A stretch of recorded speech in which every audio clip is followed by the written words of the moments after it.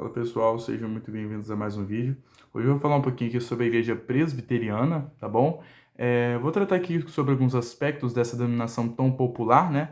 E tão numerosa de origem protestante, que cresce a cada dia mais. É sobre isso que será o vídeo de hoje. Bora pro vídeo.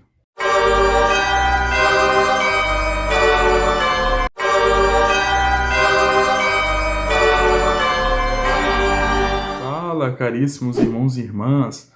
Tô aqui hoje para falar um pouquinho sobre a presbiteriana, tá bom? Para quem não sabe, recentemente eu visitei a igreja presbiteriana. Inclusive, eu dei uma sorte imensa, ou talvez não, né? De visitar a igreja justamente num dia de Santa Ceia, tá bom? E eu vou falar um pouquinho sobre a minha visita, vou falar um pouquinho sobre alguns aspectos que eu observei durante o momento do culto. Antes de começar a tratar sobre alguns aspectos, quero deixar claro que essa experiência ela foi uma experiência individual, tá bom? Então talvez você chegue lá e não tenha a mesma experiência que eu, mas eu estou aqui para falar a experiência que eu tive na igreja presbiteriana, tá bom? Só para deixar claro também, eu estar na igreja presbiteriana foi algo muito diferente, né? Levando em conta que não foi um ambiente muito familiar, ainda mais que eu cresci venho de origem pentecostal. Então, a minha linha teológica é um pouquinho diferente da deles. Então, para mim, foi uma experiência um pouco diferente do que eu estou acostumado. Então, eu vou falar isso de uma forma um pouco cética, tá bom? Peço até desculpa para os meus irmãos presbiterianos, mas eu vou tratar esse vídeo de uma forma mais cética do que mais espiritual, puxado para o lado espiritual, tá bom? E é isso, vamos lá. Primeira coisa que eu queria ressaltar aqui em relação à igreja presbiteriana é o fato de que eles têm um investimento muito alto no quesito estética. Entende? É uma construção visual muito, muito bem feita. O templo foi claramente muito bem elaborado, né? Ali você percebe tanto na questão da aparência do lugar, quanto na estrutura, assim, do lugar, né? E também a Santa Ceia, né? Que foi muito bem elaborada. E quando eu falo que a Santa Ceia foi muito bem elaborada, eu estou tratando tanto de quesitos de aparência, né? Estéticos, quanto de quesitos temporais, né? Quando eu trato de organização do tempo. Quando eu falo de estética da igreja, eu estou falando de algo relacionado ao material, tá bom? Não estou tratando, por enquanto, dos irmãos, ou talvez do quesito espiritual, mas estou tratando do material, né? As janelas bonitas, os bancos bonitos, almofadados, né? A igreja tem um segundo andar, tudo mais, mas eu não vou falar um pouquinho muito sobre isso.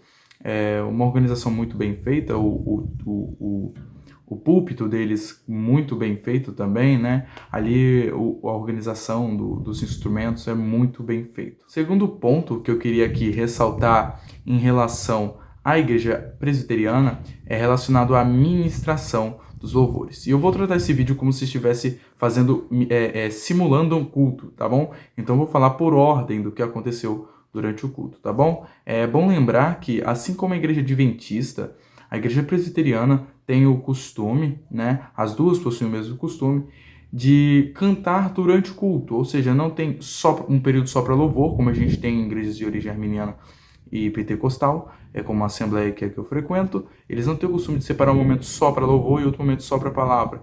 Eles fazem uma organização, tem um louvor, palavra.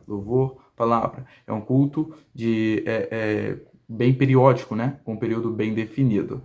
Então, diferente do que eu estou acostumado, o louvor ele é feito ali em partes, tá bom?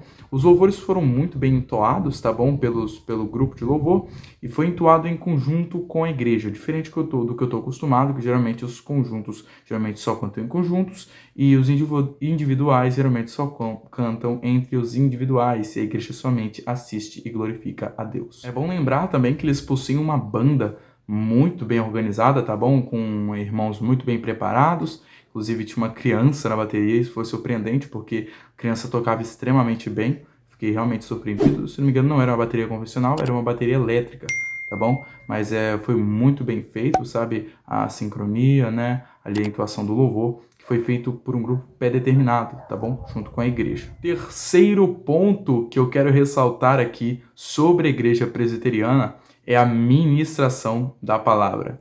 Isso aqui, com certeza, pode causar até alguma polêmica, deixar alguém desconfortável, mas eu vou falar, tá bom? Olha só, a ministração da palavra na igreja presbiteriana foi, sim, muito clara, muito bem explanada, sabe?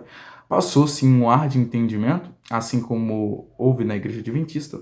Só que, mesmo o irmão fazendo a explanação extremamente boa, o conteúdo com o qual ele estava trabalhando dava para ter feito uma explanação um pouco mais ampla, dava sim para ele ter aprofundado um pouco mais, não foi ruim, foi ótimo, mas ele poderia sim ter aprofundado um pouco mais durante o momento da explanação das Sagradas Escrituras. E quando eu falo que faltou um pouco de explanação das Sagradas Escrituras, eu estou falando justamente de imersão, sabe? De trazer as Sagradas Escrituras para o presente, para o atual momento. Por que ele falou apenas do passado, sabe? No momento da pregação ele falava mais sobre o passado da igreja, não tratava muito sobre o presente.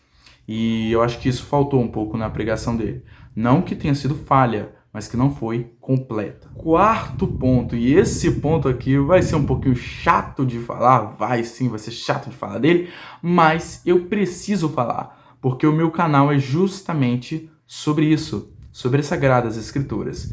E agora eu quero falar nesse quarto ponto sobre a teologia da Igreja Presbiteriana, ok?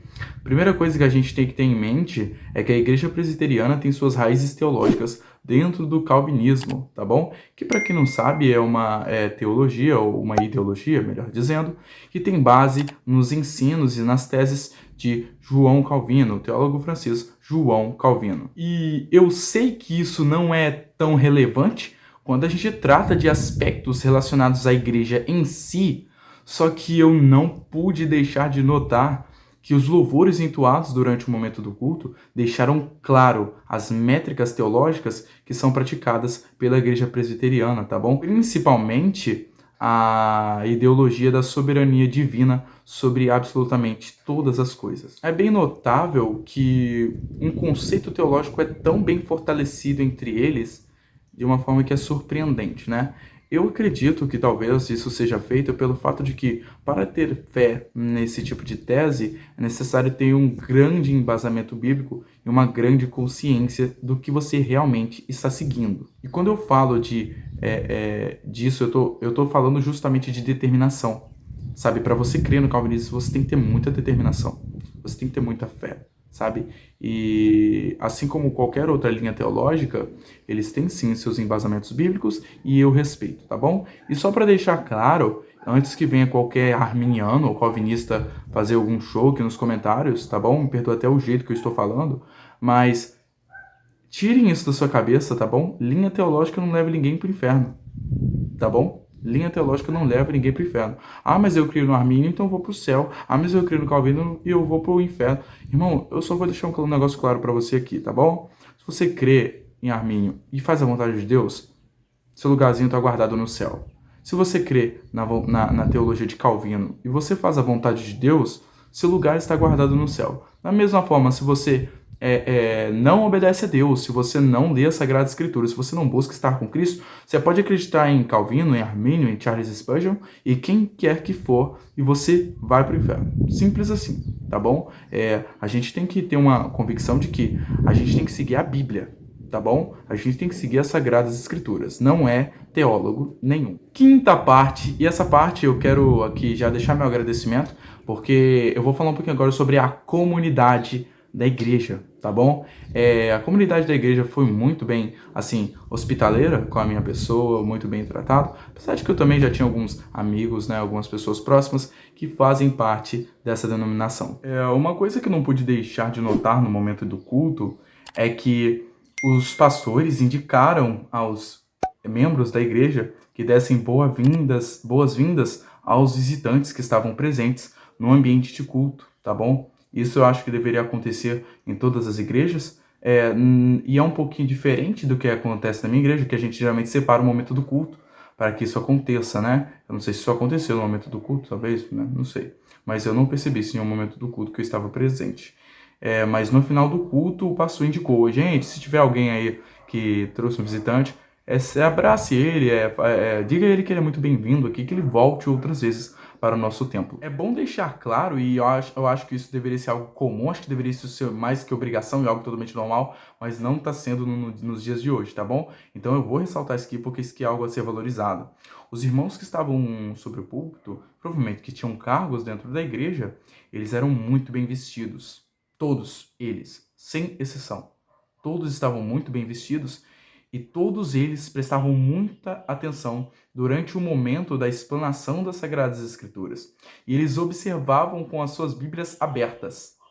Todos eles com as suas Bíblias abertas, e se o pregador falava algo que talvez soasse um pouco contraditório, talvez soasse um pouco diferente do que eles acreditavam, eles já pegavam, já abriam a Bíblia e já ficavam ali procurando, para ver se o que ele estava falando era realmente verídico ou não. Isso me lembra a situação dos cristãos de Bereia, que são descritos por Paulo como cristãos que observavam com ímpeto e com certeza a explanação das Sagradas Escrituras. Bom, essa foi a minha experiência que eu tenho para relatar para vocês a respeito da Igreja Presbiteriana. Para mim foi um prazer visitar essa denominação, né? Tem grandes homens de lá que eu admiro muito, né? E eu tenho talvez o sonho de algum dia conhecê-los pessoalmente, né?